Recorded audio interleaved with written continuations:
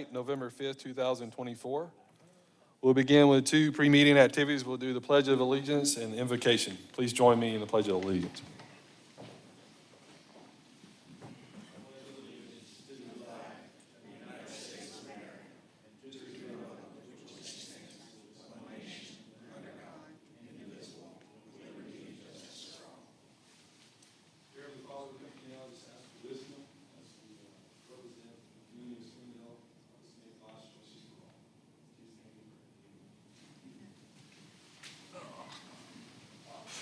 All right, we'll call to order our November 5th meeting. Let's start with roll call, please. Brent Couch, Here. Chris Hussein, Here. Clement Ogonyemi, Here. Dale Tyler, Howard Austin, Here. Jennifer Keith. Here. Mark Cloud, Here. Ray Cordial, Teresa Reynolds. Here. Thank you for that. Next item on the agenda is approval of minutes from our October session. Move to accept the minutes as drafted. I have a motion by Mr. Hussein, Second. second by Ms. Keith. All in favor? Or is there a roll call? All in favor? Aye. Thank you for that. Next item on the agenda is table items. We have several, so be patient with this. Yes, that's okay. First item tabled is R24-50 DTP Development LLC. Next item is R24-53 Blue Ribbon Farms LLC. Then we have C24-16 Marshall Lee's New Fellowship Church. Then we have PP 24-14 Jacobs Crossing Phase 4 and 5. And we have B 24-89 I-49 Commerce Center. Then we have B 24-90 J Hook Towing and Recovery. I believe that covers all our table items for the night.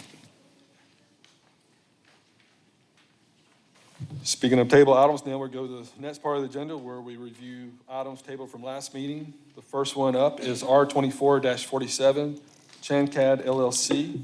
We have a rezone request from A1 to C5 along with a preliminary plat approval and final plat approval. This is presented by ESI. Thank you, Chairman. Jason Apple with ESI. We're here requesting this 6-acre parcel to be rezoned from A1 to C5.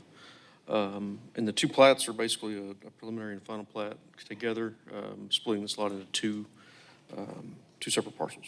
So I'll answer any questions. The land use plan indicates neighborhood commercial for the area. The rezoning request is recommended for approval. In keeping with the following goals and policies, ensure adequate land allocation for commercial areas of sufficient size and proper location, and encourage the development of light to medium intensity commercial development along arterial streets that provide adequate setbacks and buffering to adjacent residential neighborhoods. Do we have any further staff comments? We're doing just the rezoning first. Yeah.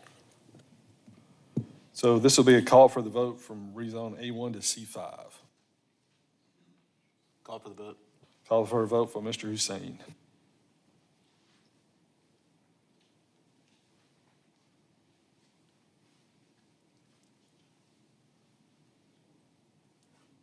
That passes 7-0. Will we vote for both of those? I didn't say. Both We're preliminary. voting for the rezone, no. I mean, rezone, yes, correct. Staff will prepare the ordinance. It goes to council on the 26th. I believe y'all have requested that it go to the next council meeting. Is that true? Is it next week? Next week, yes. Yes. That is the request, right? Yes. Okay, and the mayor approved to putting it on next Tuesday night's agenda? Yes? Okay. Yes. Okay. Okay, I want to talk about, the reason we have this preliminary plat and final plat together is because this is just creating two lots. The street improvements are already there. It's got utilities to it. It's pretty simple. That's why we're doing the preliminary and the final plat together. You don't see that very often. But you got to approve them as two separate motions. Do we have any staff comments on either one of those? Just standard comments, correct? Okay. Do we have anything in engineering now? I don't think we will. I think all further engineering comments would come with the large scale. Everything for the plat has been addressed. Thank you. Any public comment? Commissioners? So we have motion subject to staff comments. For the preliminary plat first, then we'll do the next one for final plat. Motion to approve, subject to staff comments. Motion by Mr. Hussein, Second. second by Mr. Couch.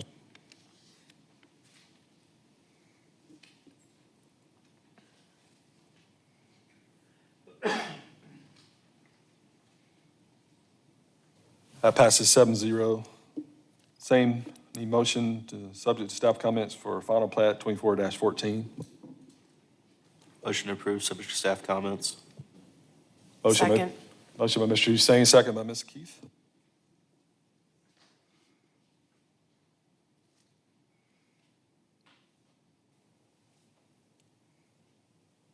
That passes 7-0 as well. If you want this to go to council next Tuesday evening, we need the ordinance in our office by noon tomorrow. Okay, thank you. Next item up the agenda is L 24-05 Hillcrest Village Phase 2. This is a revised phasing plan presented by ESI. Thank you, Jay Snap with ESI. We're requesting this development be split into two phases, as shown. And I'll answer any questions.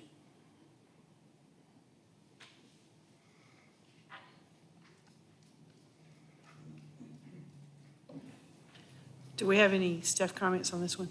Standard comments only. Okay, I just want to make one comment. Phase 4 means everything will be in place when you start asking for C of Os. Yes? Yes. Okay. Engineering, No comments from engineering. do I have any public comment? Commissioners? So this is a project that we've done phase 1 through 3. And this is phase 4 that was approved a few months ago. This will be a call for the vote. Call for the vote. Call for the vote by Ms. Keith.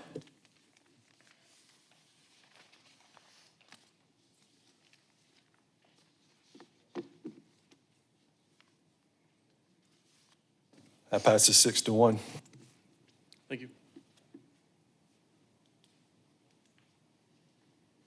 Next item on the agenda is L 24-40, Commerce Park expansion. This will be a motion subject to staff comments. In addition, we also have some variances. B 24-91, the variances are called for the vote. They're for variances on the entrances, landscaping, and screening, presented by NSPJ Architects, PA.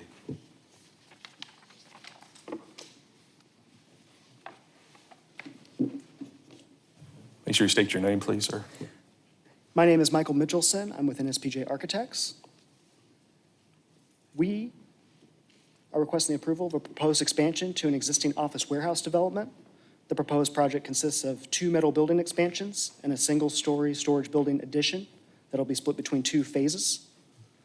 The additional square footage totals 9,200 square feet of added lease space, or a 5% increase to the existing total. You said in 2 phases. Is there a phase line on your drawing? There is a phase line, ma'am.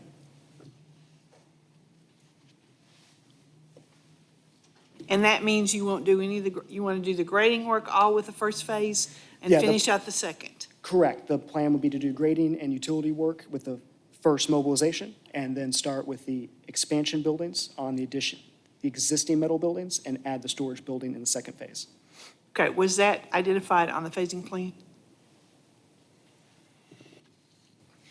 I don't know Yes. if that was 100% clear, but I don't think that should be an issue. Okay, would you follow up in an email to us to indicate that's what you want to do? Yes, ma'am? Because you can't tell by looking at this. Normally, when you get to a second phase, you would have done the grading work with the second phase. I understand why you want to do it all at once. We need just to make sure that grading permits are issued and everything's done for everything at one time. Yeah. Okay. We can do that. You want to go over the need for the variances? Yes. We are requesting 4 variances, 3 because 2 of them consist of landscaping. The ordinance is written in such a way that we need these variances because of the design of the building. I will start with the first one, which is an entrance landscaping variance. The issue that we're having with the building number 3 on the site plan is that it has no common office area, so there is no entrance per se. There are only individual storage units. So we're requesting a variance to forego the entryway landscaping because we do not have an entrance. The second variance we're requesting is a foundation landscaping variance. Because of the design of the storage building, we're paved up to each of the storage units, so we're only able to landscape 3 sides of the building. To accommodate the lack of one side, we've added additional plantings on all 3 to improve the new building's aesthetic from the drive. And the last variance we're requesting has to do with screening. Because the storage building is located on a commercial lot, it is adjacent a residential property. They are both owned by the same owner. So they would like to forego the screening on the north side of the storage building so that they have additional security from the leasing clubhouse to the storage facility. They have a clear line of sight without the screening, and because they own both parcels, they're not concerned about the visibility of the commercial building on the residential parcel. So those are the variances we are requesting. Comments, staff?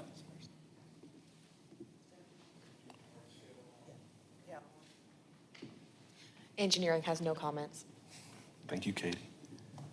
For planning, we have several comments. I did receive some information back this afternoon, but I wasn't able to review it, so some of these comments may already be addressed, I just don't know yet.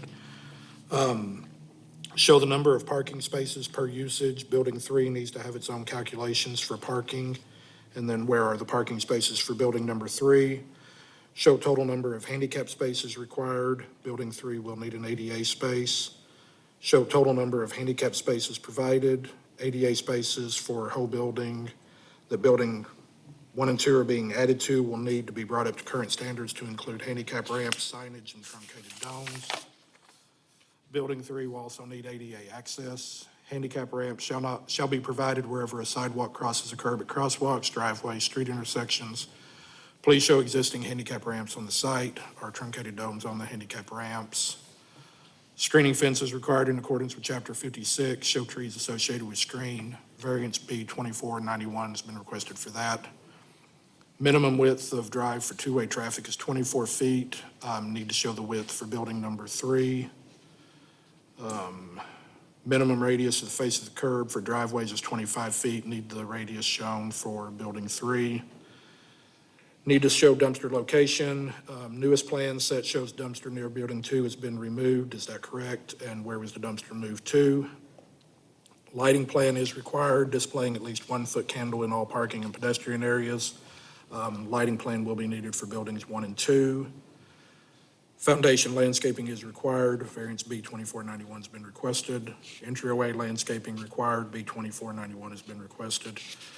Exterior ground-mounted or building-mounted equipment, including but not limited to mechanical equipment, utilities, and banks of meters shall be screened from public view with landscaping or with architectural treatment compatible with the building architecture. All rooftop equipment shall be screened from public view with an architectural treatment that is compatible with the building architecture. And then information needed for the phasing plan, narrative describe the phasing plan, and list of items that are to be constructed in each phase.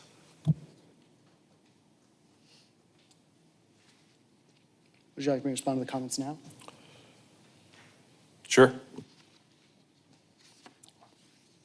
I'm going to group the parking comments.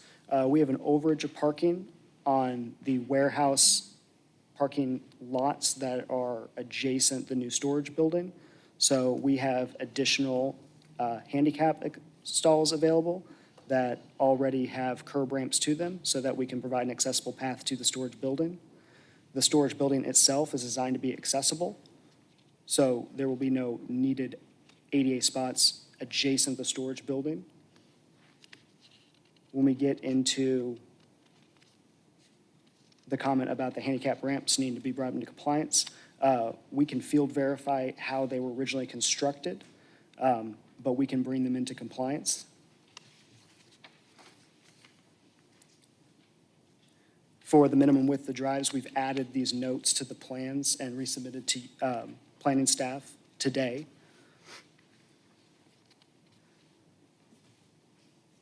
The revised dumpster location has been relocated to the west end of building number 2, and it's been labeled as such. In terms of the lighting, the photometric plan does include building 1 and building 2 on the sheet E1. So those have been enlarged, and additional lighting's been added to the storage building for improved security. And the narrative phasing, the phasing plan narrative has been included in the comments that you guys received earlier this morning, describing the scope of work in phase 1 and phase 2. The problem with receiving all this stuff on Planning Commission meeting day doesn't give us time to review it before we get here tonight.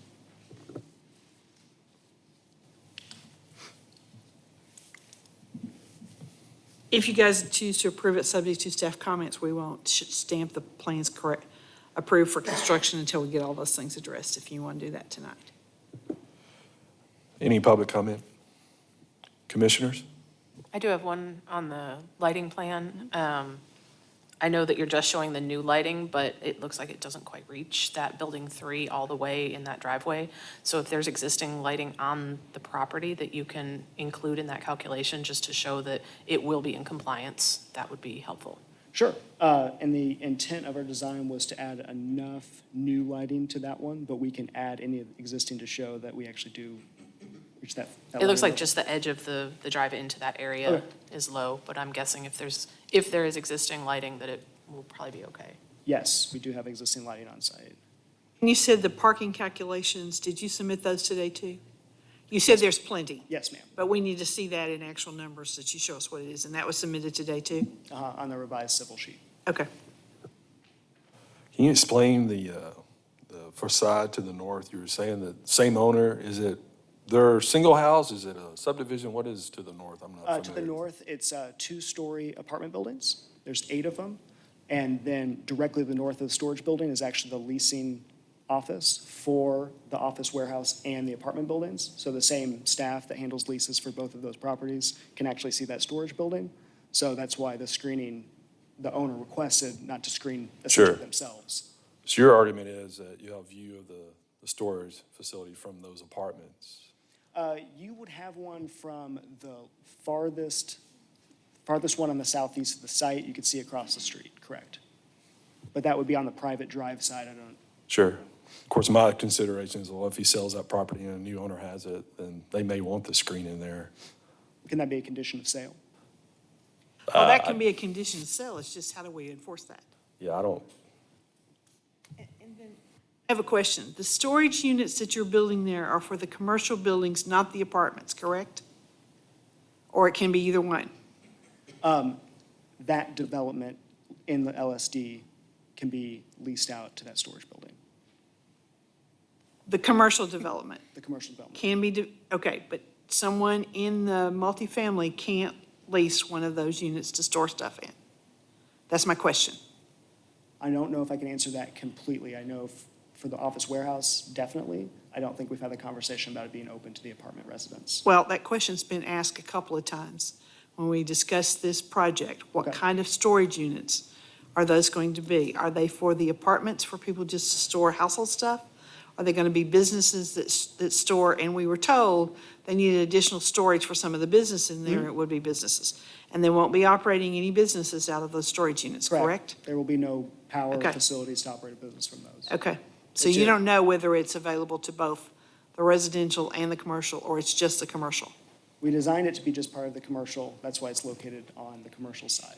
Okay, so you're telling me it's just for the commercial? That's what I'm telling you tonight. Okay. in regards to the landscaping, did you guys look at doing landscaping anywhere on the site as an improvement to it? I know you stated the reason why you couldn't do it in certain areas, which we get. But is there any opportunity to do landscaping on the site We've, at all? we've added additional plantings at the additions to the existing office warehouse buildings on the corners where the original construction didn't really have very many plantings. And we also added a side amenity with a gathering space and some benches in between in the green space, something to make it more walkable to connect the two and provide a connection. That was our attempt. Thank you for that. Any other questions? Just the same concerns you had on the screening, and I didn't know if we could take those separately when we We vote. can. Anyone else? So we'll deal with the variances first. We'll take entrances and landscaping together, if everybody's okay with that, and then we'll do screening separately. So the first vote will be for A and B variance.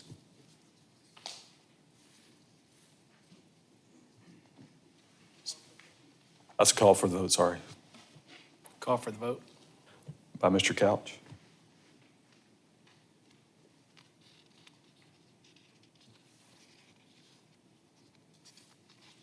Variance A and B passed 7-0. Now we'll do a variance C, screening.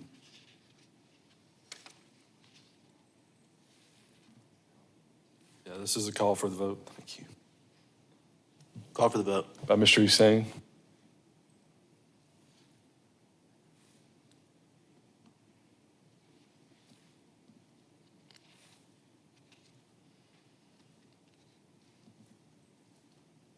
That variance request fails 5-2.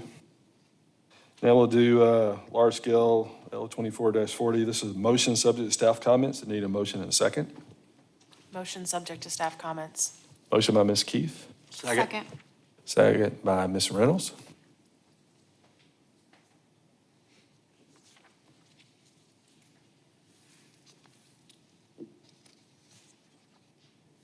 That passes 7-0.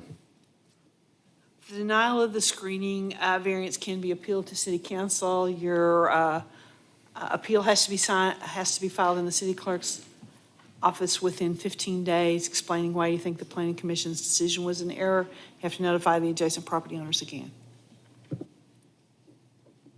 Thank you. Thank you. Next up is public hearing rezoning. First item is R24-49, Iglesia de Dios. I'm not able to say all that. Presented by Sandra Yarez. This is a request from A1 to P1. Hello, Sorry about that. everyone. My name is Sandra Juarez, and I am the Secretary of Iglesia de Dios Fuente de Vida. This property is seeking to rezone from A1 to P1. This building has been operating as a church for many years. The church desires to bring this property into compliance with the city. Comments? That's all I have. Thank you. The land use plan indicates neighborhood commercial or rezoning request in keeping with the following goals and policies. It's recommended for approval. Uses that commonly have moderate to large scales, large assemblies of people such as churches should be appropriately located on adequate sized parcels with sufficient space to accommodate the off-street parking. Accessory needs, such uses should be located so as to minimize any adverse or undue significant burden on adjacent or adjoining land uses as well as a portion of the street system.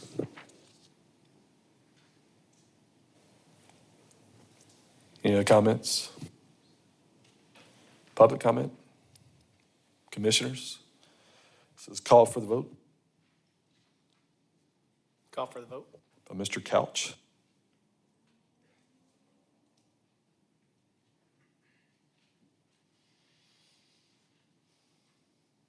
That passes 7-0. Staff will prepare the ordinance that goes to council on the 26th. Okay. Thank you.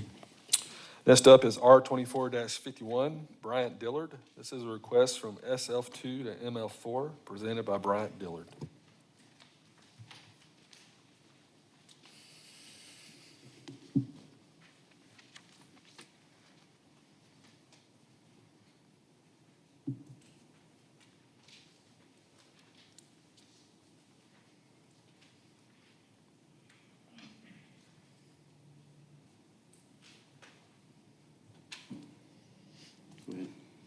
Oh, just gonna. You're up. I'm his backup here. Yeah, so, He's a little nervous, first time. no, Yeah, tell him. Bryant Dillard and just I'm one- John DeWeese. I'm actually the contractor. And I own the lot that says MF4 up here, and I chose to take it down, and I'm building a duplex right now. So we're kind of working together so both of these will look good, have the right info for the neighborhood, and all brick, make it nice. Sure. Comments? The land use plan indicates neighborhood commercial. The rezoning request is not in keeping with that land use plan. However, staff would support a downgrade to an MF2 as it has an equivalent density as SF4, 4 units per acre. The MF2 multifamily district is established in order to provide areas of development with a maximum of 2 dwelling units per residential structure, provides more compact residential development, promotes more efficient use of land, and encourages the development of a variety of housing types. If you want to build just a duplex, then an MF2 will work for you. Are you agreeable to downgrade it to an MF2? Yes. Okay. Any other staff comments or engineering? Yeah, sure. But I always like to cater your time. She's, comment on that. well, she could say, I think it's, We can comment. She did an awesome job. there you go, see? Any public comment? Commissioners? This is a call for the vote Call for the vote. by Mr. Hussein. So this is to rezone from SF2 to MF2.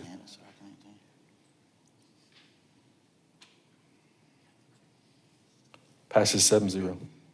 Staff will prepare the ordinance. It goes to council on the 26th. Thank you. Thank you. Thank you. Next up is R24-52, Arkansas Boat and RV Storage LLC. Request is to rezone from C2 to C5, presented by Bates and Associates.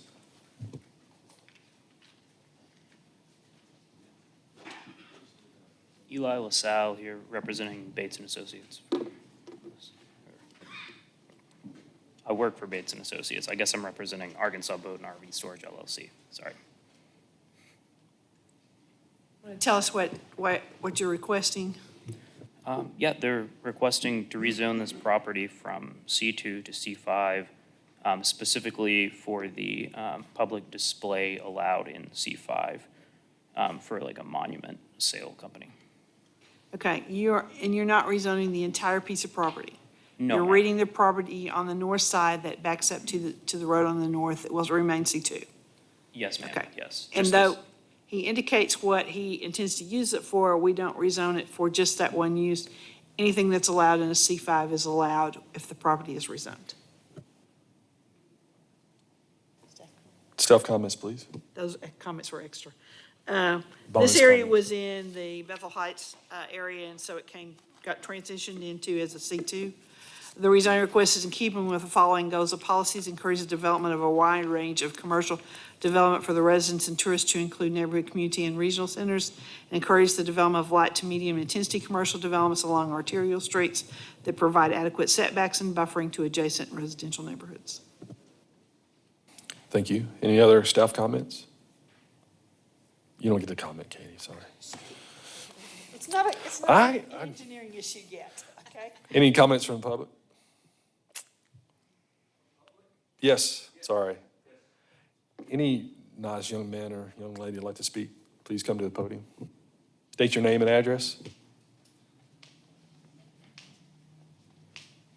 It's Ron Minot. I live on 4900 North Graham Road. And I will try to, I'll read this basically. Billy Sweetser originally set this idea up, this land up for a storage building. A business he said that we would be proud to have as a neighbor with low lighting, wrought iron fencing, landscaping, and very little traffic in and out of the site. This was pitched as what would impact the residential neighborhood the least, and the property owners accepted that if Bethel Heights was going to force this on them, then they would try to make the best of the situation, accepting the storage building. It now seems that Billy has found a way to get out of the C2 plan that he pitched by finding a business that does not allow for open displays, a monument store. This allows Billy to request a C5, which will allow for part or all of this property to be a warehouse, limited manufacturing, commercial large sites, because these things are permitted for C5s. And as Patsy has mentioned, if it's permitted, it could happen there, or it probably will. It would have been more honest for Billy to, when he was sending out the notice for petition to rezone, to say, besides just office, open displays, and churches, if he would have included warehousing, limited manufacturing, and commercial large sites. But then that would have drawn a lot of negative responses from all that live near the site. A C5 zone is characterized as having a high level of vehicular ingress and egress, and since any trucks that would enter this warehouse would have to enter from Robbins Road, since the entire wagon wheel frontage will be taken up with the current retention pond and the proposed monument store. What if it's not, the warehouse or limited manufacturing, but a commercial large site? Then under Unit 23 definition, large commercial sites which are usually operated out of doors on large sites in undeveloped outlying parts of the city. Uses in this unit have an adverse effect on certain other areas in that they are often noisy and generate large amounts of traffic. None of these worst-case options for C5 is what the neighborhood around this site wants. It is not good for our property values or our quality of life. There are between 400 and 500 homes within 1 mile of this potential warehouse district. These families bought their homes thinking that they would not need to worry about having a warehouse, limited manufacturing, or commercial large sites around them. By allowing the rezoning to C5, this option will be available to Billy, and has been stated that as the worst case thing that you can imagine, if it's permitted on C5, then that's what will be put in there. The question I would ask Billy is, if he wants to put in a monument store on the front property, why rezone half the property, which is because once half the property is C5, he will eventually come back in a year or so and request to get the rest rezoned to C5 since the front part is already C5. Why would you need 8.5 acres for a monument store that would probably at the most need a half an acre unless you are planning a warehouse on the rest of this? Since there are 2 monument stores in Springdale that are already zoned C2, why not ask for a variance? I know families that live around this area would be much happier with a variance for a few monuments than a warehouse in this neighborhood. Some of the questions, if he asked you all for a variance, is it an undue hardship? He'd have to notify the neighbors, and conditional uses go that way. I know planning, I've talked to them a little bit about it. I know they would not like this, but it seems that it would be better than putting a warehouse in a residential neighborhood. How is putting a warehouse in a residential neighborhood with 400 to 500 homes a good idea? Both ends of Wagon Wheel have a business component. This is an area of residentials, and by keeping out C5, we can work with the C1s and C2 businesses that are already there. So also, if you all have to make a decision, I would request that you put this off, because there were a lot of people that I spoke to in the neighborhoods that said they were going to be trying to get out and vote tonight, so they could not make it here tonight. So I would appreciate, you can taking those people into consideration. I know there's also a survey that the planning department has put out wanting to get us to, it's the public input session. And the thing about it is that if the planning department wants the citizens' feedback, this goes through November 30th, and it would be really nice if people could have that window, because I know that a lot of the people said they would fill this out, but they didn't have it right there in front of them to do that.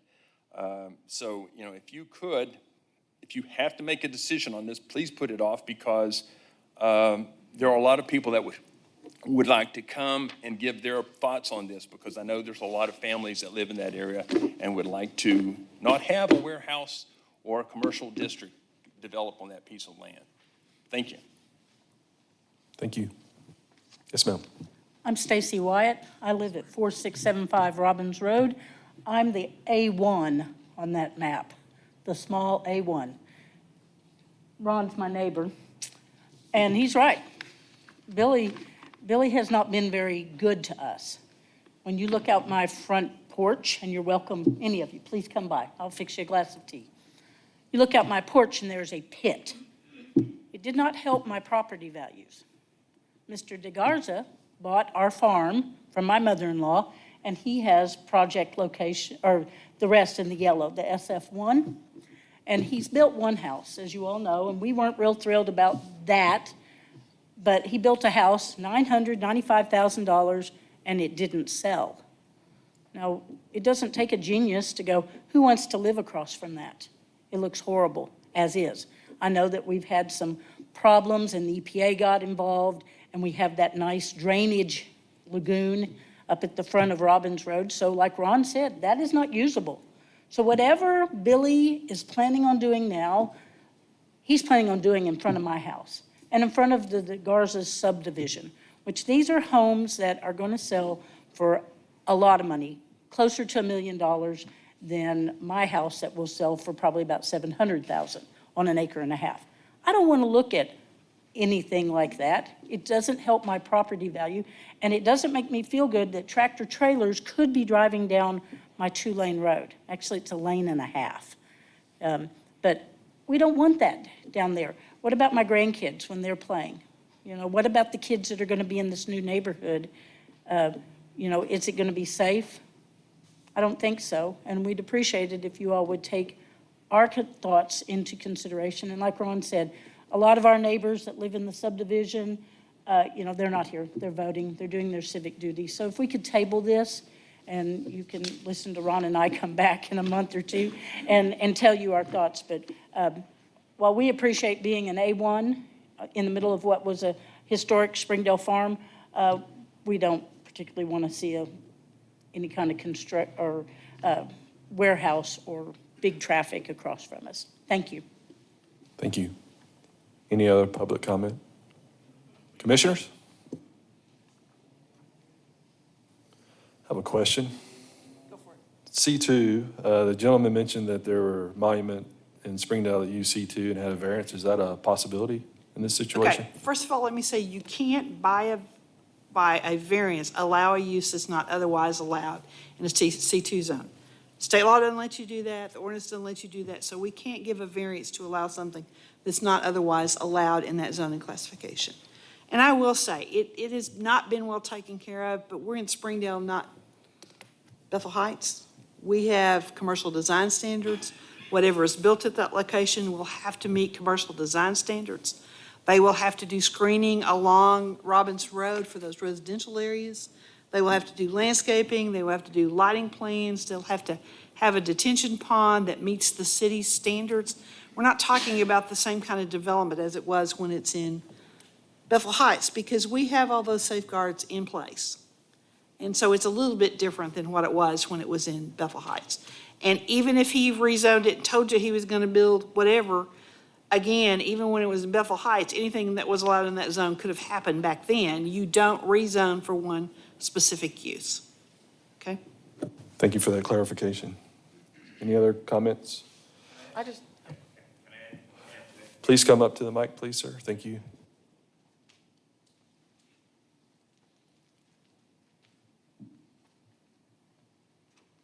So back to the question is, if Billy wants to put a monument store in that little piece there, say it's a half acre, because if you look at you aren't going to put 8.5 acres of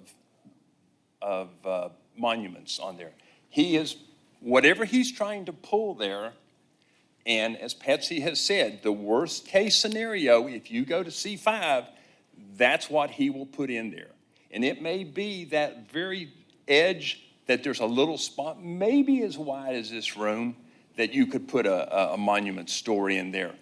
What's he doing with the other 8.25 acres of it? And I know that it's his land, but we shouldn't suffer property values and quality of life when there's that many houses and there is something going on there that he's not willing to say. A monument store on 8.5 acres is not going to, it's not going to be a monument store. There's going to be, that's the excuse to get the C5. And then he's going to go, rezone just instead of 8.5 acres, rezone that little corner between the retention pond and the metal buildings over there. That's maybe do a rezoning of this space instead of 8.5 acres, because I know what's going to happen there. There will be a warehouse district or a commercial large-scale development there. Okay, we can't dictate to him how much he can request to rezone. What we did ask him to do is not try to rezone the entire strip, to leave some lower commercial activities away from Wagon Wheel Road. But he can come in and ask for anything he wants to. We can't tell him, you can only rezone this little piece. It doesn't work that way. For you or anybody else, if you want to come and rezone your entire piece of property or a little piece of the corner, you have the right to do that. We have safeguards in place with our development process to take care of what goes in there. And that's what we'll do. That's the way the process works. It can't be a dedicated warehouse without coming back as a conditional use. Then everybody will know, we know what it looks like, how it's going in there. That's part of a conditional use. So we have another safeguard in place if a warehouse is what you consider to be the worst-case scenario. But you can't dictate to any property owner that says you can only rezone this amount. He has the right to come in and ask for rezoning whatever he wants to rezone. And I would request that you reject that 8.5 acres then on that basis. If we can't stipulate that to him, then reject it, because we know what's going to go in there. That 30 acres that's just west of there, that potential nice slope that goes up to Callahan Mountain, who wants to put 30 acres of homes right next to that warehouse? And I know you could say, well, that might not develop as a residential neighbor. I can guarantee you if he puts a warehouse district or whatever major construction there on all that land, I would not buy a house sort of what those expensive homes that are going to go in next to across the street, they aren't going to be going. Some developer's not going to go, yeah, as pretty as that view is, they're not going to want to come in and go, oh yeah, we'd like to oversee that warehouse district in there. So thank you again. You can't make those assumptions either, because you don't control it either, and he has the right to come in and ask for what he wants to, and so do the adjacent property owners. And you all have the right to reject that, so. Thank you. Commissioners, I thought I heard somebody had a question. I'm not entirely sure what my question is, but I was looking at this and basically it looks like his immediate plan is to sell the property anyway, according to the intentions here. Is there a value is he rezoning because he's selling, or? Well, 9 out of 10 applications you see is because the intention is to sell it. This is no different than any others that we get. And they don't have to tell us if they're going to sell it or not. He just did indicate that he was going to sell it. And that's not a reason to turn it down either. Right. Thank you. I just was curious.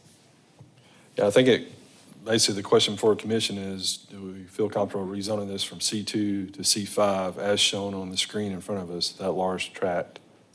Well, that went away. We Anyway. got to come back to that. Yeah, there we go. Back. There you go. So obviously the portion of this does front Wagon Wheel, which as we can see in this image and we know from other plans that I think we'll see that continue to go commercial. As far as the back half of this property, I think there's a lot of questions about that. So each person has to come up with their own thing. So saying all that, let's call for the vote. Call for the vote. Mr. Hussein?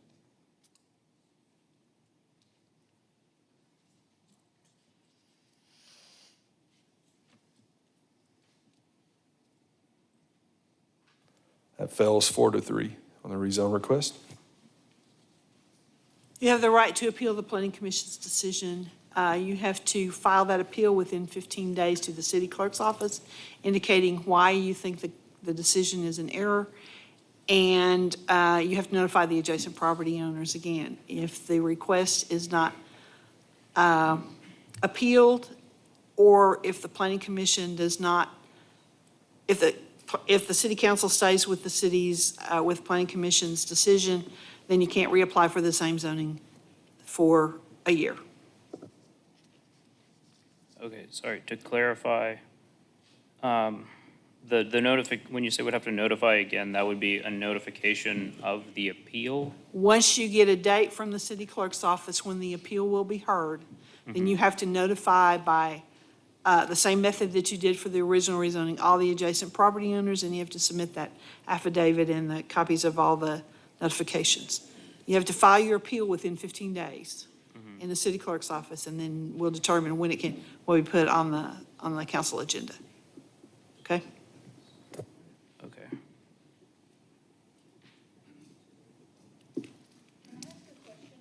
Thank you. You need to come up here if you need a question. Or if you have a question. Stacy Wyatt again. So Ron brought up something, and you said notify the property owners. Just for your all's information, we were not notified. We found out about this when Ron stopped by the other day, and he's a great neighbor. And he keeps a good pulse on our community out there. But all that yellow was our original family farm, and my mother-in-law was Phyllis Wyatt, and she sold 11 acres to Cesar de Garza, right? And we own an acre and a half out of the Okay, middle. how's it listed on the court record? Apparently, it's still listed as Phyllis Wyatt, but I have a title to my house and to my land. Okay, then you need to get with the assessor's office because they are required to use whatever the county has as a list, and that's who they Okay, notify. so we need to contact Benton County? Yes, And and make get that sure. corrected because they notify who is on that list. Okay, Okay. I will do that. Thank you. Okay. Thank you. Moving on, the next item up for discussion is public hearing conditional use. We have C 24-17, Juan Martinez, La Ferrita Food Truck. There's also a variance request, a use unit 44 mobile vending in a C5 presented by Juan, Jose, and David Martinez.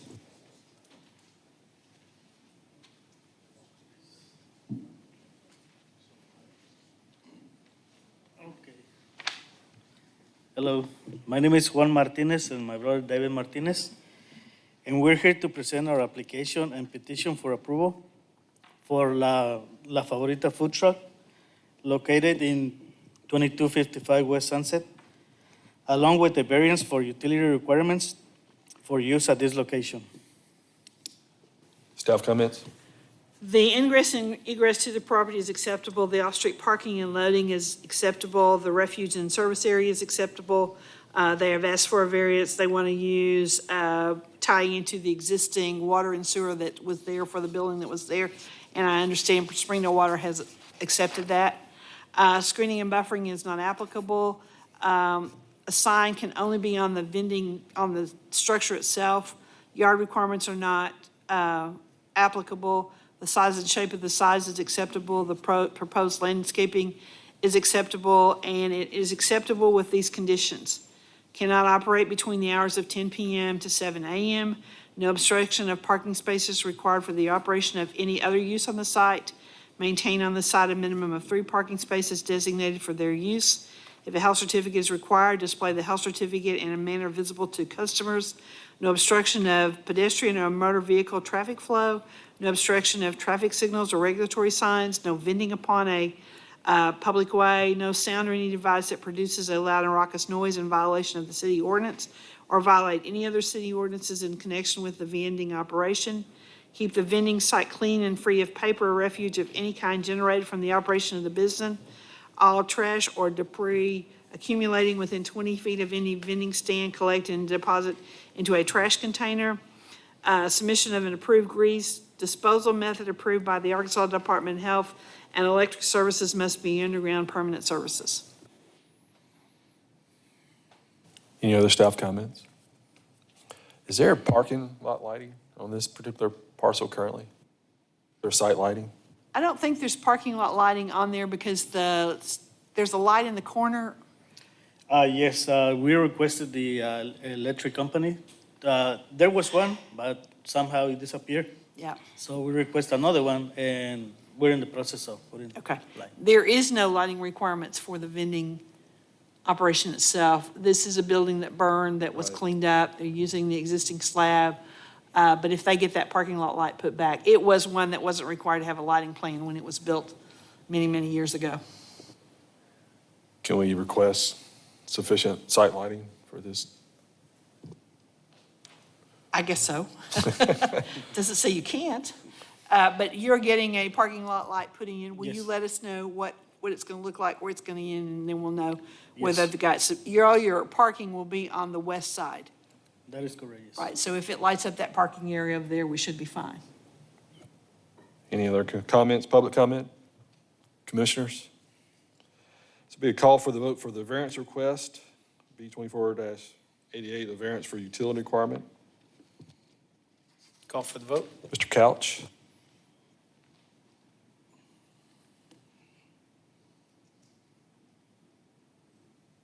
The variance passes 7-0. Now it's called for the vote for the conditional use. Call for the vote. Call for the vote by Ms. Reynolds.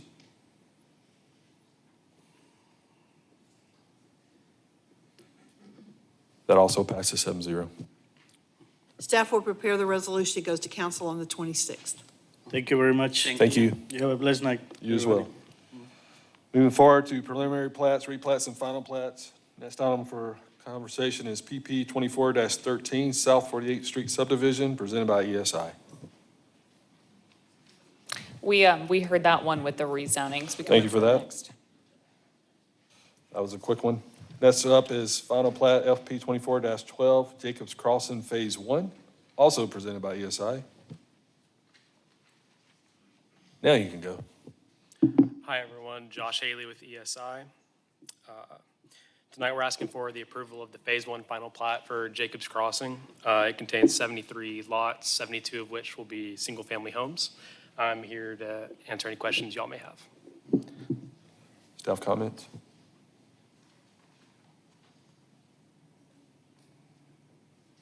Planning only has standard comments. For engineering, please provide a table of finished floor elevations and designate why they are needed for that lot, for example, drainage, sewer, or floodplain.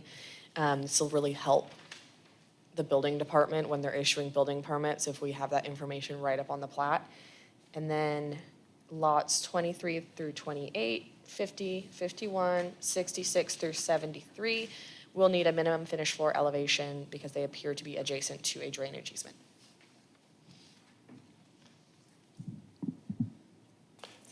Any public comment? Commissioners? This will be a motion subject to staff comments.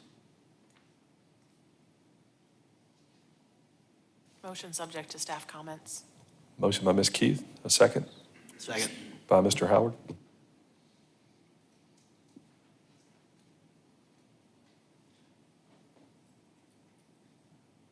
That passes 7-0.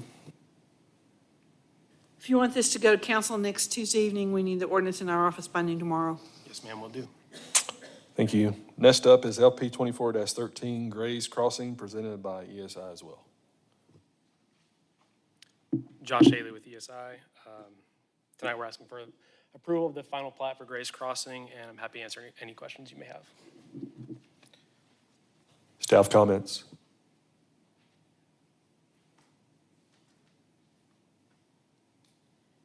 Comment from engineering is that each lot in the floodplain will need to apply for its own floodplain development permit before the building permit can be issued. For planning besides standard comments, I'll wrap this all up into one. The tot lot, picnic tables, sidewalk, trail, you show that it will be installed. Do you know when it will be installed? It was actually installed last week. I think it might have been Thursday. So it's installed as of today. So tot lot, everything? I think they're still working on a little bit of sand for the top lot, but the main parts of it are still in. We're just waiting for it to dry out a little bit after this rain to get that sand in there. Any public comment? Commissioners? This will be a motion subject to staff comments in a second. So moved. Motion by Ms. Keith, Second. second by Mr. Hussein.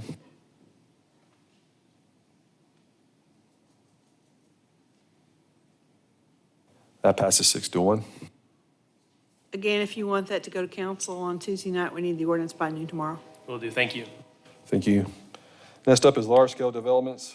Next item for agenda is L 24-19, Via Emma revised, presented by 41E Engineering. 4IE. My eyesight is failing me. 34E with 4IE. It's the last name, like 4IE. Got it, that makes sense. So this is the same large scale that was previously submitted and approved in March, basic layout with some revisions to the building. We had to increase the unit count from 134 to 151 and added some parking too along the perimeter and interior of the parking lot that we had. You haven't submitted the new building materials to get a certificate of conformity yet. Yeah, I think we're working on that. I know we submitted the elevation drawings that shows the materials, but I don't know. I gotta have spec sheets and all that, and have they not changed since the last elevations? Some The of what? Some of the material changed out?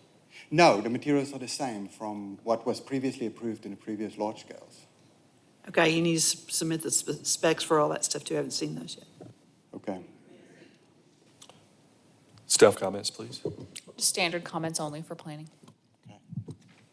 So only thing for engineering is that where we have the stamped concrete on Emma Street, we would like that changed to bricks. Since this large scale was first approved, we have seen how the stamped concrete is not maintained as well compared to the bricks we have otherwise on Emma that look great after many years. So we're trying to get those switched back to actual bricks at this point. Well, we will do what's required for the project. We feel like it was previously approved with the pattern concrete, and we thought that it looks good on the north side along where, north side of Emma, where there's pattern concrete, and we weren't going to match exactly the same color and pattern that's there.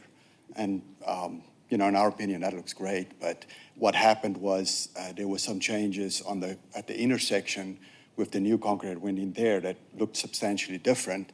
And so we were going to replace all of that too with this project. But ultimately, we'll do what the city wants to see.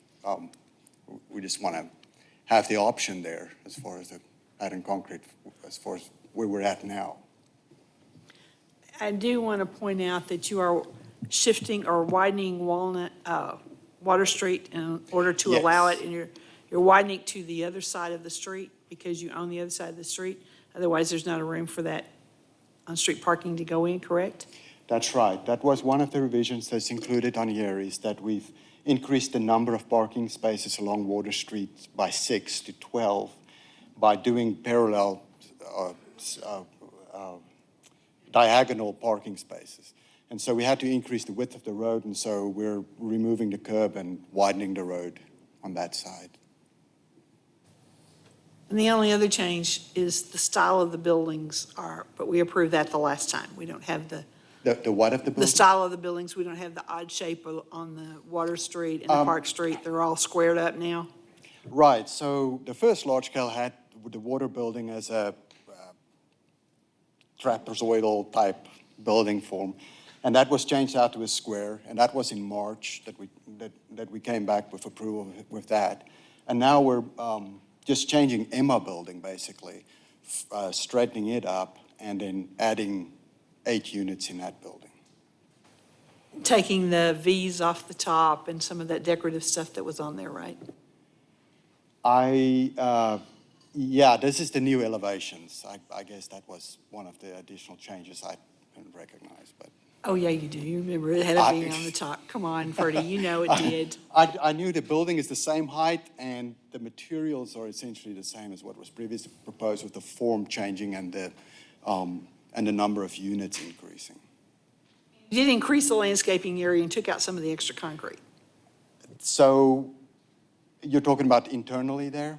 Yeah, so on that, we used to have, it's basically the same landscape area. It's just smaller concrete. The large via concrete piece that was there is gone, and we've reduced that and increased the green space area. Added some pattern concrete pads with amenities there for community use. And we're ready to move forward with this one? What's that? We're ready to move forward We are with this ready one? to move forward this time. Because we've been doing this for quite a while. a Yeah, we moment. had a- Ferris is standing back there saying, yes, we're going Yes. to do this. Yes, yes, yes. Okay, we're good. Easier to say that. Any public comment? Commissioners? I have a couple. One is, I noticed on the site lighting that the light levels in a couple areas were below what I would call adequate. One being the entrance off of the side street, Park Street, which I always like to see very well-lit entrances, especially when you have an internal parking lot like you do in this particular project. So I'd like to make sure that we review the site lighting, make sure we have adequate lighting, especially the entrances where people turn in and turn out of a project. And two, I second Katie's thoughts about the brick. I'd like to see brick because we've seen that just be much more durable. Plus, it's more pervious, right? It allows the water to absorb in between the cracks and such, so it's much better for overall. With that, this will be a motion for subject to staff comments. Need a motion and a second. Motion subject to staff comments? Motion by Mr. Couch. Second. Second by Mr. Clement. Great looking project, by the way, guys. Thank you.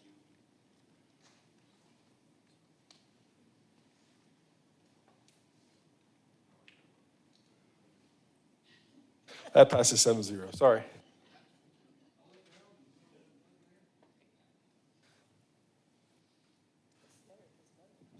Next up, do you have any comments? Just tell them, or are we good to go? Move forward. Okay, very good. Next up is board adjustments. We have B 24-83, Thomas Witten Lucan, presented by Thomas Witten Lucan.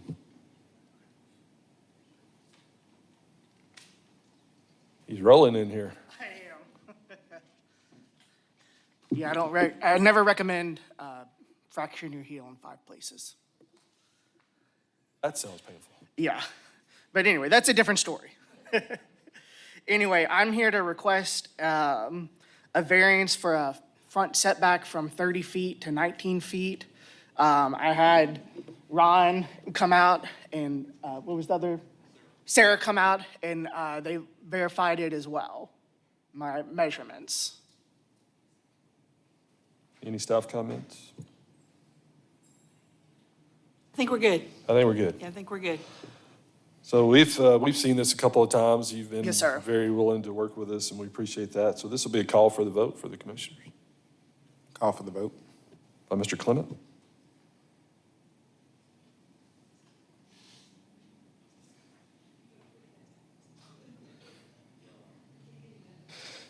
Passes 7-0. Thank you, sir. Thank you so much. I believe we now can move to waivers. This will be W 24-23, State of Arkansas Law Enforcement Training Academy, presented by Tim Quasny.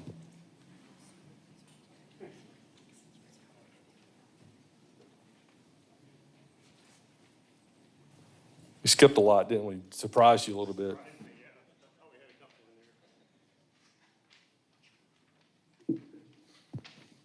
We got everybody coming up. My name's Tim Quasny with Cromwell Architects. Chris East with Cromwell Architects.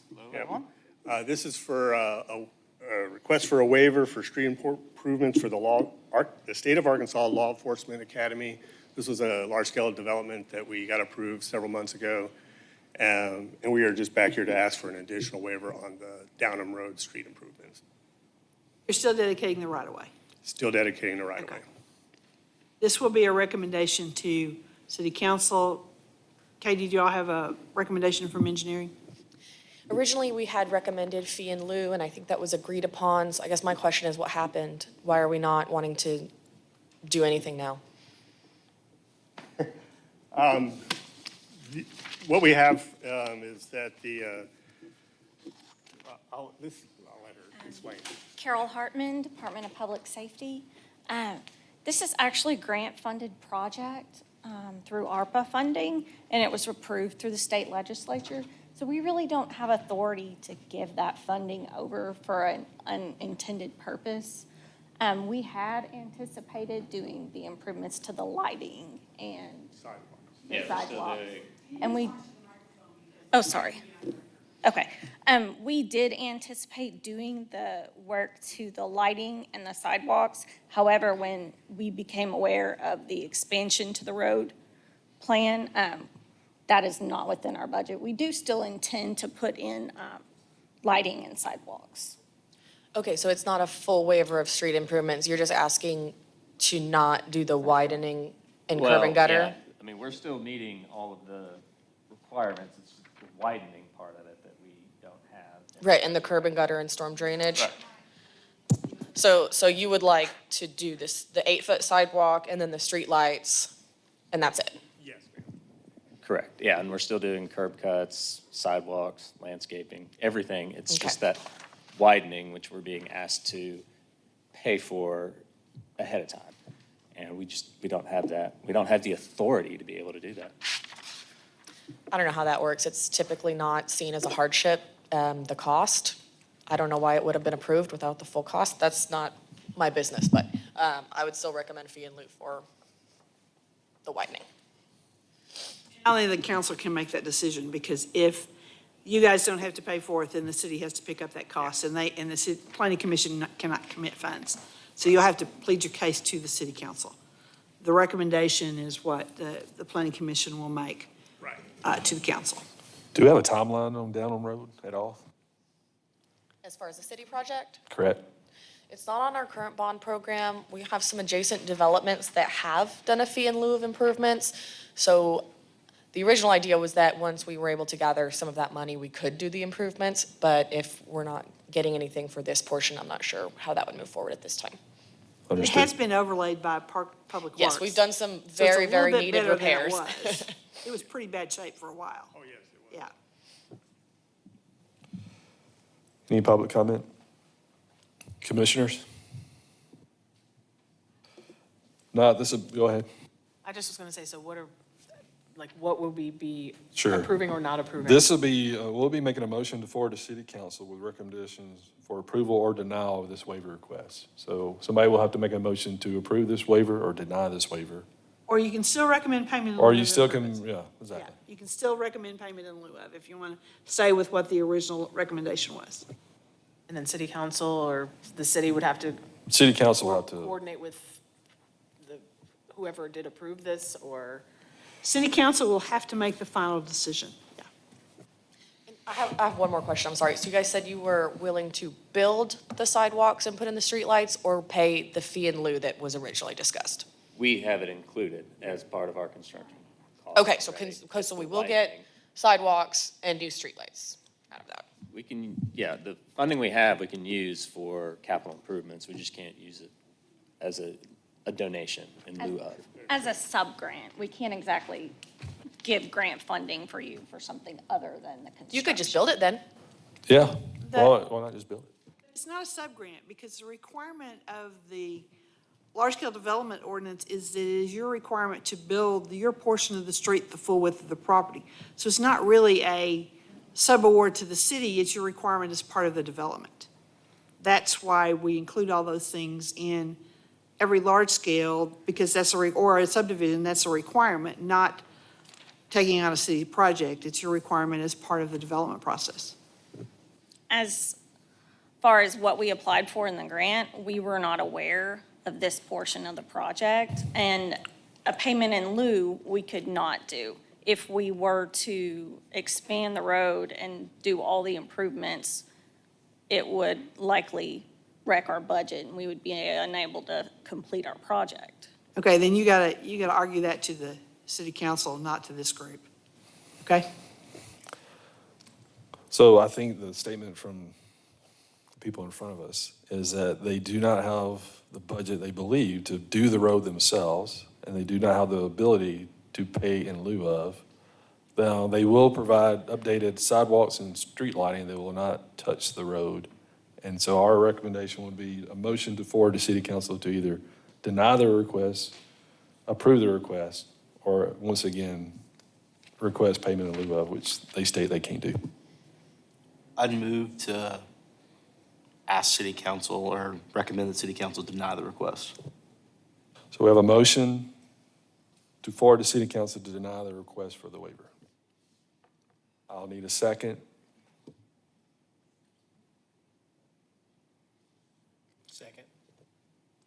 Second by Mr. Couch. So a yes vote would mean you agree with the denial, I guess, moving, what would? His motion is to recommend to city council to deny the request. That's the way it'll go forward. Right, but if we don't approve it, then what happens? Like if we We're gonna have vote to have against- another motion.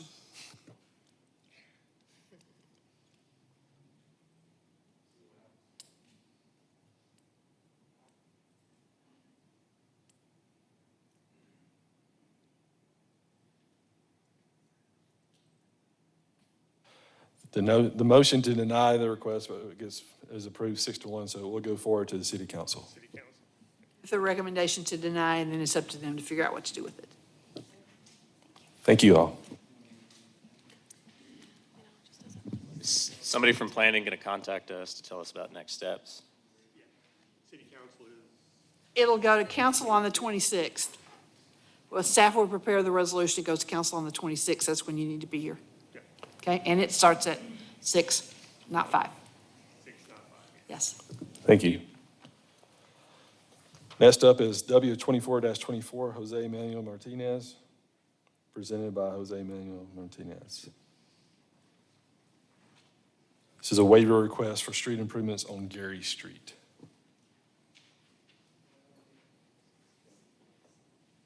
Yeah, specifically sidewalk. Yes, hi everyone, I'm Ruby Martinez, and this is my father, Jose Manuel Martinez, and we're here to request a waiver of street improvements on Gary Street, like you said, specifically for sidewalks, as there's no sidewalks around it, so it really wouldn't connect to anything. Okay, on a corner lot, you have both sides to build a sidewalk on. Yes, but then it would just be a sidewalk there, not to anywhere else on the streets. To build a sidewalk on each side, each frontage along a public street. Isn't there curb and gutter already there? No? So they would have to do street improvements, including curb and gutter on the Gary Street side and just the sidewalk on the, what's the other street? Somebody tell me. Parker. Okay. Was this a I believe residential they're, development? yeah, it's not they're not bringing forth a development plan, it's just single-family residence. I think 2, because they have enough frontage and area. So it's 2 single-family dwellings on a corner lot. One faces onto Parker, one faces onto Gary. Okay, and they don't want to do street improvements on either side. But they wouldn't be required to do street improvements because it's single-family homes and only have to do a sidewalk. Correct. Okay? Everybody understand what we got? And we're in the situation where staff doesn't recommend waivers of sidewalks in these areas, because if we don't start somewhere, we'll never get sidewalks built. Yeah, especially for this neighborhood, like you said, there aren't sidewalks, but every new development, like what you guys are doing, will bring those sidewalks in. And this is an important neighborhood to have that pedestrian connectivity. The other option that you could do is offer to pay for the sidewalks and not construct them.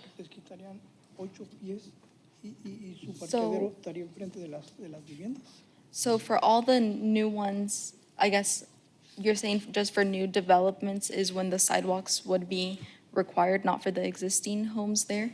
At this point, it's only being done when there is new development as a place to start. It is possible in the future for the city to take on a sidewalk project and build more of them, but we can't tell you that that's going to happen anytime soon. This is in downtown, correct? No? Where is this at? It's behind Burger King in that area over in there. Yeah, where the car wash is, where the Burger King used to be there at 71 in Parker. Oh, that's right. There's a little Yes. Springdale Motel or whatever there. Yeah. That's Yeah, I Parker, think and there's a Gary picture. goes back to the north to the trailer park there. It had a single-family home on there, and it was torn down, and now they're putting 2 back.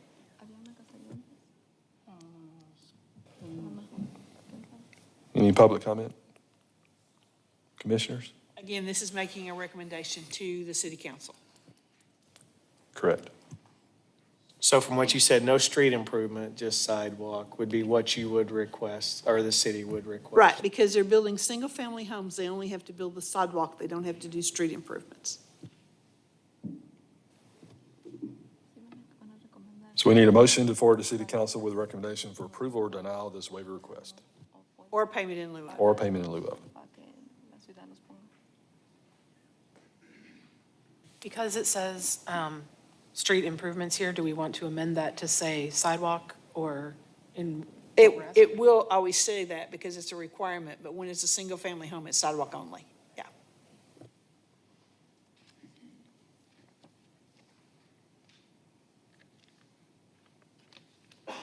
You may want to make a motion. If you don't, then it goes to council without a recommendation. I feel like we should do something, but I just feel like it should be standard. I guess motion, if they have a preference, either deny or payment in lieu of. You got to pick one. I didn't know if they had a preference, but I guess. Their preference is to, they No, I don't have know, to do the but- sidewalk. I guess deny. Have a motion to deny or recommend a denial of this request. We have a second. Second. Second by Mr. Howard Austin.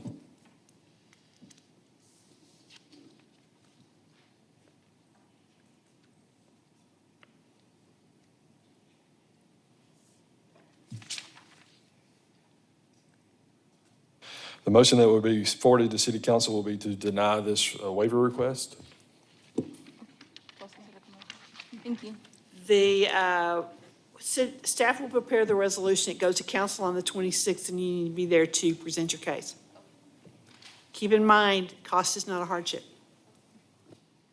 Thank you. Next up is waiver W 24-25, 1100 East Huntsville Avenue parking lot expansion presented by Bates and Associates.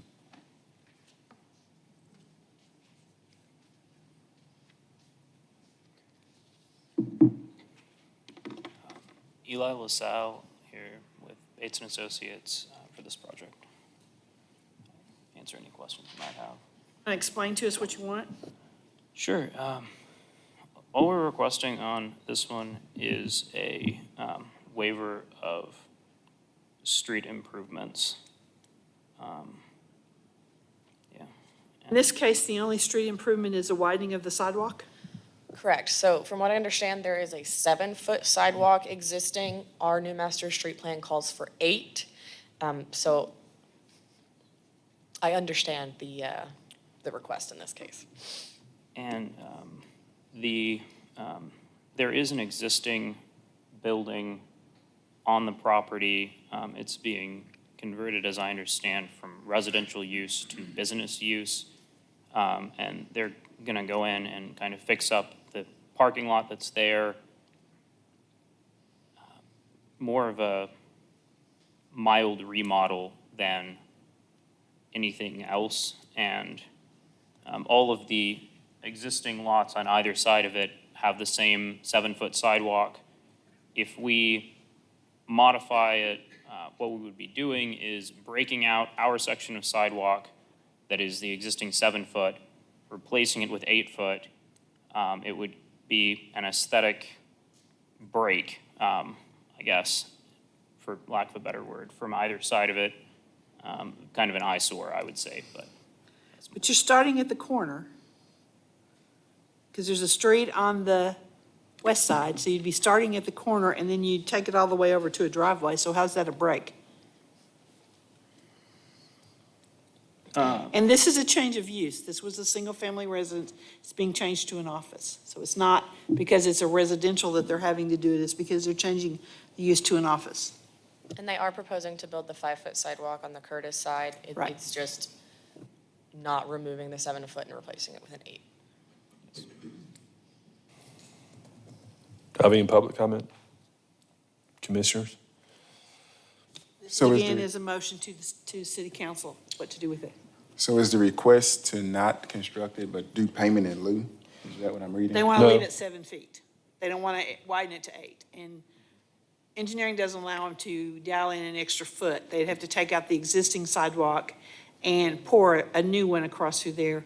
They got to take it, they got to put in on the corner anyway, because they have to put ramps and stuff on the corner for ADA accessibility, so that would be the part that has to be done. Yeah, the issue, as far as I see it, is that what we would be required to do on this street would be significantly more extensive than the rest of this project. And all it would accomplish is widening the existing 7-foot sidewalk to 8 feet. But in order to do that, we would have to completely remove it and build a new sidewalk where there is already an existing and functional 7-foot sidewalk that matches that on either side. But again, the use is being changed from a residence that was been there when the sidewalk was built to a commercial use. Are you, it looks like, are you including any proposed ADA ramps at both sides of the entrance and redoing the curb and gutter at the entrance? Is that what I'm seeing on this drawing? Are you making those improvements or no? Katie, they are repouring the driveway and. Right, because I believe currently there's a driveway that just goes straight up to the garage, or I'm not sure if there's a garage, but yeah, they will be putting in a full commercial drive. Sure. And then adding the ADA ramps up to that location, right, on both sides? Yes. Those pieces have to be taken out to do that. Actually, how much area would you be not taking out? Because you got to take it out on both sides of the driveway to make that, we're talking about how many feet is that? Do you know what your frontage is on Huntsville? I'm not certain the exact feet measurement. You got to take the corner out to put the ramps in there. Is the ramps on the corner already there? Because they're not, because there's not a sidewalk that will take it to the north. So you got to take the corner out. And then the distance to the drive is how many feet is it to the drive? Measured from, From the corner to the, where you have to take it out for the driveway. What's the distance there? from where to where, sorry? Where the drive starts going to the west to the corner. Mhm. What's that distance? Not 100% certain. I'd have to pull up the plans and measure that. I could measure it off of that, those are to scale, but I don't have that just on hand. You know, roughly 60 foot, looks like, to the west, and then probably 30 foot to the east, and you're having to tear up some of that for the ADA and the new drive. Does the drive get wider too, Katie? Yes. Yes. So I think our point is there are going to be substantial improvements anyway, and so the question is, do we allow you to continue to have the 7-foot or just go ahead and do 8 foot since you're tearing up a fraction, probably a third or maybe even a little bit more than that of the sidewalk anyway? All right, back to the commissioners. This is be a motion to forward to city council with recommendation for approval or denial of this waiver for street improvements. Again, to state they would like to not improve the sidewalks, keep the 7-foot sidewalk as is. So I'm guessing you would pour 7 foot where you have to put new sidewalk down with this new driveway and the ADA. Katie, can they do that? Say that one more Across time. the driveway, the sidewalk portion of it would be 8 feet.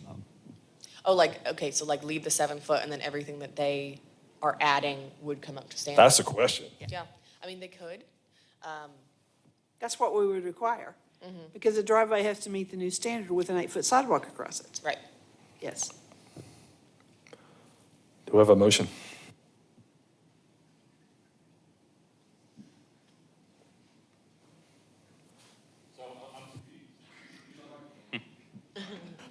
So they're not gonna do anything with the 7 foot, but everything they're bringing in new, they're gonna bring it up to the 8 foot with the Correct. ramps and everything. Okay. Which is a substantial or somewhat poor, it's quite a bit of the work. So we could potentially have some 7 and some 8? Correct. Not potentially, we would if we accepted this, or that's what they're asking for. I'll make a motion. I motion that we forward the city council and deny this waiver request. Second. Second by Mr. Austin.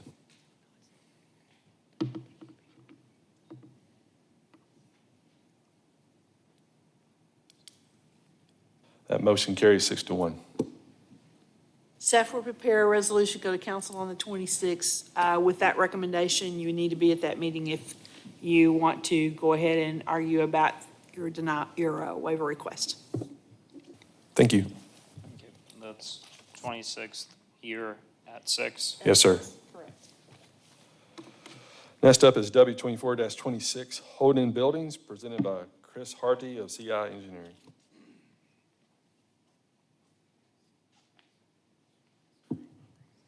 Welcome. Hi, it's Chris Hardy, CEI Engineering, here on behalf of Holden Buildings, representing Cody.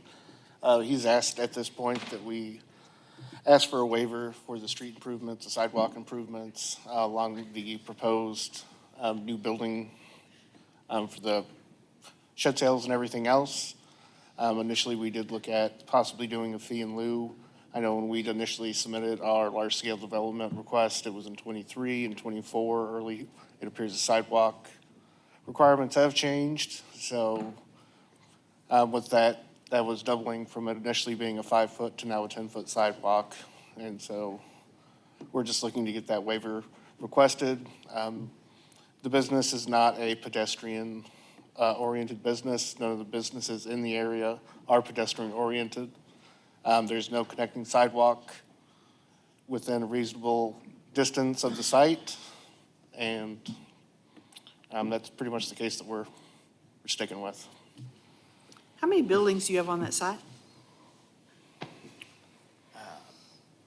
Possibly 20, 30, but they're They're not. stacked in there pretty tight. More than what we thought you were going to put in when we started. Because you told us there wouldn't be more than, well, the drawing shows a few on there, and you've got them stacked in there double in some places.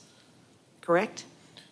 No, ma'am, we don't have any more there than would be, you know, they're stored in the back at this time, but there's no more there now than there would be when they're arranged and display on the front of the property when we finish the development. Okay, this looks like there's a lot on there. Any public comment? Any further staff comments? Again, this is a recommendation of council. What's the hardship for doing it? We're just looking for it because it's not in the area. It doesn't make any sense to have it. And, you know, with the cost of the sidewalk doubling from initially 5 foot to 10 foot with the new requirements.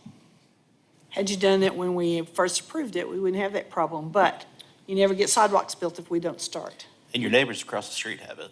I know it's not north or south, but the ones directly across from you, Yeah. they've got it. They put it in with the new development that went in over there. That's correct. We also did talk to the RDOT, and they pulled it up and looked at it and mentioned that on the north end of the property, there's a really steep drop-off especially as the property ends and goes to that adjoining property. It's just a really steep section that it would be very difficult to build a 10-foot sidewalk there. Well, that's a design issue that the next property has to take care of, not you. Did I hear you all say you'd be okay doing payment in lieu? Is that what I heard? Well, we had originally agreed to a fee in lieu when we started the project. All the comments and the design standards that we were given was 5-foot sidewalk. And so we planned everything on that, was planning to include that and agreed to that. And then we got right down to getting our permit and was told that unawares to us, the design standard had changed, and so it had doubled.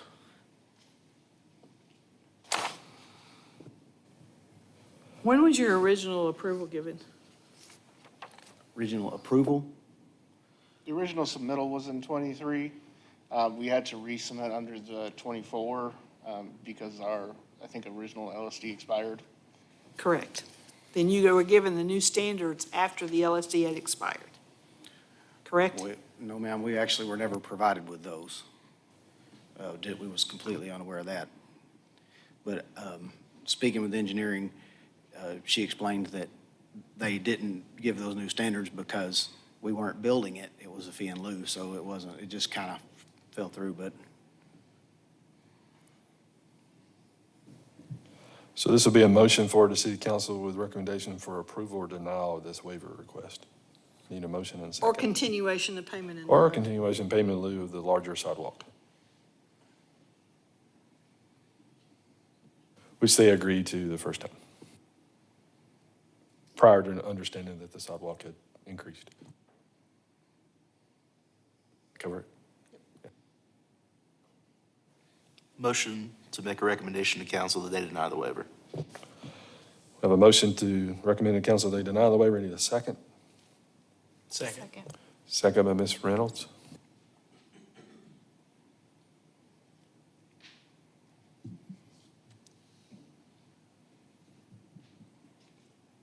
The motion to deny the waiver carries. Staff will prepare the resolution to go to council on the 26th. You need to be there to present your case. Thank you. Quick, could I ask a question? Sure. Is there any provision to request to honor that previous 5-foot? If we were to pay a fee in lieu for that amount, it came out to Because your around- large scale expired, you had to submit a new one. We can't go back and take that. You can ask the council to do it. But staff wouldn't be, had it not expired, we would stay with it. But since it expired, we have to go with whatever the current standards are. So you can ask council if they would honor that.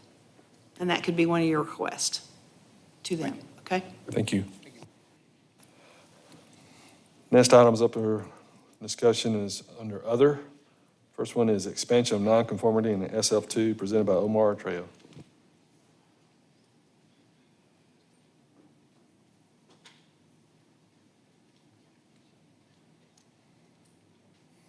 Hi, my name is Omar Trejo, and I'm requesting asking for the conformity of non-compliance, adding addition that I did on it. Do we have a building permit for the work that was done? No, I didn't get one. No, there's not a building permit currently. There's a stop work order on this building. Tom had a discussion with the owner, and he was under the impression that they were just doing some facelift to the building. And then he drove by and he saw this, and he put the stop work order on because it's the addition, but they're also doing a full renovation of the interior. It's an existing non-conforming use. They could do the renovation of the interior. It's the adding the additional onto the front is the problem. Okay? Yes, which I was a little confused because I thought that it was just adding a square footage to the building, that it was not permitted. But I got confused about the, I guess, adding anything to the building wasn't allowed. When you attach it to the building, it becomes part of the structure. Yeah. Yeah. And that's my mistake. That's what I'm here trying to get this straight.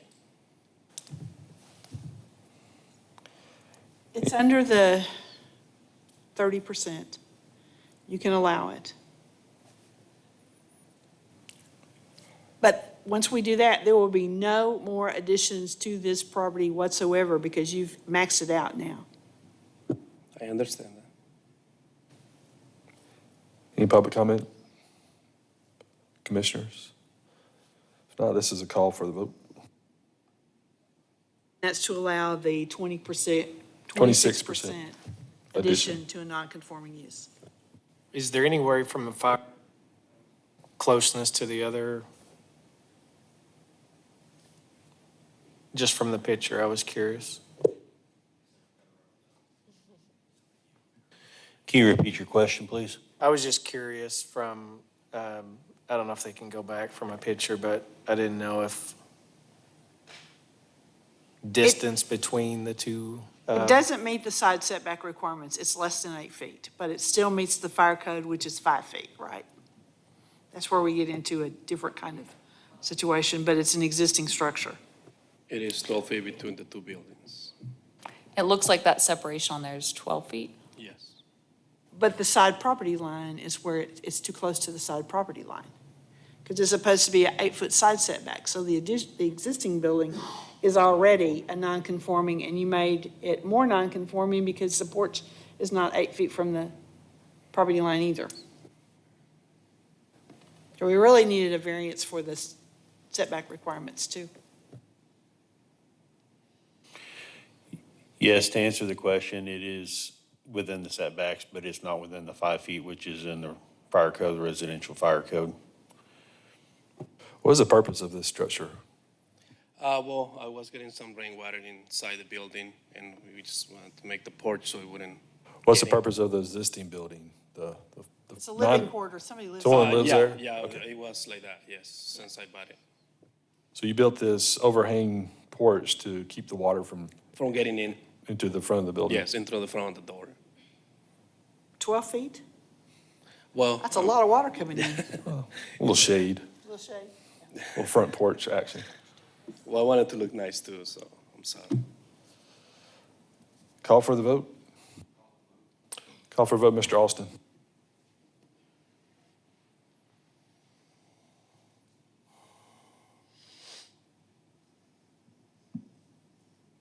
This passes 7-0. Hopefully we won't look at this anymore. Thank You you. need to come get a building permit. I will, And Yes. then we'll do the inspections. You may have to make corrections if you didn't meet the building code. will do. Thank you. Next up is L 23-16 Clear Creek Apartments Phasing Plan presented by ESI.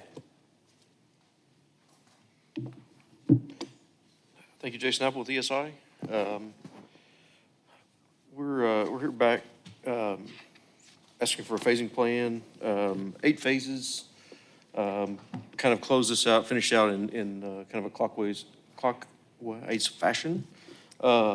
Starting with the Jean George frontage, the amenity building, pool, and then working kind of east to west. So I'll answer any questions. But the garage on the south side and the maintenance building are being built now. They're under construction. Right. But you say have those done in 8. Right. Okay. Well, I mean, they're doing what they can right now without water. They're doing is, I mean, we don't have the new water line in the current facility yet, so we're doing basically everything that they can do on the exterior. We're not gonna close out phase 8 until the end. Are they getting ready to frame up the building in 7? There's a lot of lumber and stuff laying back there. Yeah, they're in a bit of a fix. They're very close to getting the water in and the streets in order to run the rest of the project. They're just doing what they can with their framers. They don't want to lose their framers. They're from out of state. And if anybody's in contracting knows, you lose your framers, you're out a month. So you guys are good with it going 1, 2, 3 like it is, and the maintenance building and that garage being built down there, even though it says it's an 8? So we are gonna start construction, vertical construction on all of the buildings. The intent for this is just for closeout, with. C of O? Planning, yes. for Yeah. C of O. But you're They- going to They should get, be framing the whole subdivision within a month. Yeah, They're that close. are you trying to close out those garages and that maintenance building? No, it'll all be, so we're just gonna CO in that order, but they're gonna start construction on everything right now. How's this, I guess, how's this different than what we first saw? I don't. It's the recall. same. Okay. We're just trying to isolate areas. Sure. Close out. Sure. For landscaping. Okay. And finish paving and striping. Understood. So basically, that's what this plan is for. So this is more like your lease out phase. And what they're doing makes sense as far as that's Oh, I concerned. get it. Just threw me with those on the bottom. Why is We're still doing all the construction right now. Why is the green space that was the wetlands, why is it in 7 and it doesn't look like wetlands out there anymore? What's going on? It's been an untouched area, except for there was an area that they got in to clean some concrete out. And the rest of it's fenced off. Katie, would you say that's an untouched area? There have been some trees that have been removed or have fallen, and one thing that I saw, I believe I was there last Friday, that was a little concerning was just that we didn't have good erosion control around it, so with all this rain, we are getting a lot of like silting in of that wetland. So that's just something that we need to address on site with proper erosion control and landscaping. Make that note so they know what to do with that. Sure. They got a lot of dirt they moved down there. A lot of dirt, yeah, okay. So building inspection and fire is good with this plan, with them started what they've already started and we're ready to go. Grudgingly. Correct. That is correct. Thank you. Katie, this is a large development. What's our, and this is for any staff member, what's our monitoring system? Are we coming out there weekly, monthly, occasionally? So as far as like construction inspections that we do in the right-of-way, those are just as we're called. We do stormwater inspections monthly, and then we do other inspections as needed if we get a complaint, if we have a big rain, just when we're driving by. But I mean, we put eyes on every site once a Sure. week. I'm with you. I drive to this site often because I live pretty close to here. And also have concern over this wetland area as well. Matter of fact, it's probably my biggest concern when I saw this project come to the table because typically large multifamily developers don't care about wetland at all when they do their project. So this is just me making a statement, like I hope we continue to put our foot down on this wetland conservation through this project and do the best we can to preserve that section. Yeah, I agree. That really had no point other than me just saying that. This will be called for the vote. We also did, I don't know if we need to discuss it, but we had the Sure. elevation changes with the different colors and slightly material changes. Did that? That doesn't have to go through a Okay. phasing plan. You submit those two, and we'll figure out if we still meet the standards or not. Perfect, okay. You got Just wanna make rock on it still? Yeah, still stone. I mean, it's the same elevation. so As a you- matter of fact, I think it looked better than I think the it does, first too. ones, if you want to know what I think by looking at them. It looks a lot better than what we I just want originally to make got. sure we didn't need anything else. No, we're good. Perfect. This will be called for the vote. Call for the vote. By Mr. Clement.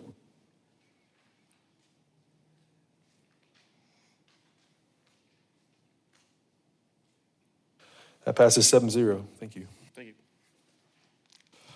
That ends our agenda for the night. Next item is Planning Director's Report. Mr. Minette, about the survey that's online. The purpose of that survey is to make comments about the land use plan that we had at the public meeting the other night. So far, that's kind of what we're getting. We have a small portion that disagree. We got a bunch of them that are neutral. We got some that agree, and we had ones, do we have any strongly disagree on there? I don't see any red. Okay. We haven't gotten a lot of comments. We're going to shoot it out again, and hopefully we get more comments. We're taking comments until the end of November, and the public hearing will be at the December Planning Commission meeting.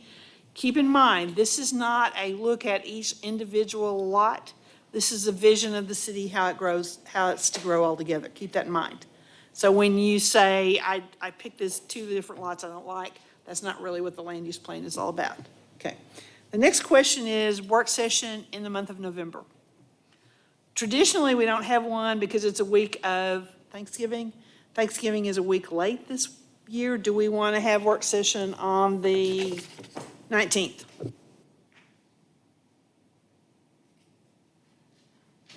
I'm in town. I only want to schedule if we're going to have a good bunch of people.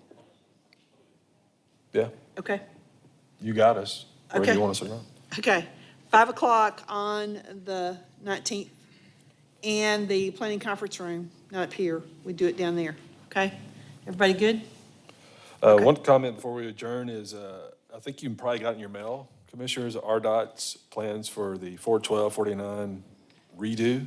If you want to, you can also go online and see that, and you can play with it. It's interactive and everything. How they're going to redo 412, 49 intersection. I think next year will be buying up the right-of-way and different property, and then they'll start 2026. So if you have any comments, they're taking that now through the month, I believe. So might be something to look into. The public meeting is here on Thursday? Thursday from 4 to 7 if you want to come and talk directly to RDOT staff. And it's from 4 to 7. Any other comments? Let's adjourn.